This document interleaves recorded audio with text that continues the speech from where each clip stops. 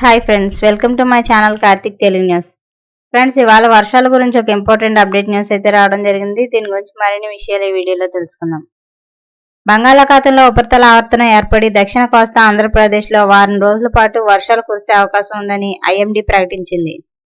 అలాగే బంగాళాఖాతంలో ఉపరితల ఆవర్తనం ఏర్పడిందని విశాఖ వాతావరణ కేంద్ర అధికారి తెలిపారు.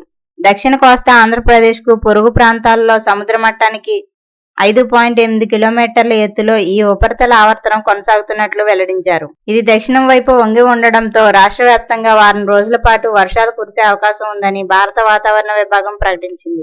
తాజా ఉపరితల ఆవర్తనం ప్రభావంతో రాష్ట్రంలో చాలా ప్రాంతాల్లో వర్షాలు కురిసే సూచనలున్నాయి.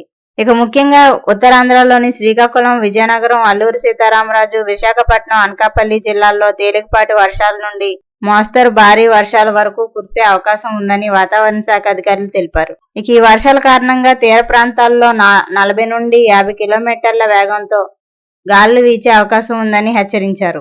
అలాగే దక్షిణ కోస్తా జిల్లాల్లోనూ అనేక చోట్ల వర్షాలు కురుస్తాయని, కొన్ని ప్రాంతాల్లో మోస్తరు వర్షాలు ఉండే అవకాశం ఉందని ఐఎండీ అధికారులు వివరించారు. సో ఫ్రెండ్స్, ఇది అప్డేట్ న్యూస్. మరిన్ని అప్డేట్స్ కోసం ఛానల్ సబ్స్క్రైబ్ చేసుకోండి ఫ్రెండ్స్. అలాగే పక్కన ఉన్న బెల్ ఐకాన్ క్లిక్ చేసి వీలైతే ఛానల్కి ఒక లైక్ అయితే చేయండి. Thank you friends. Thanks for watching this video.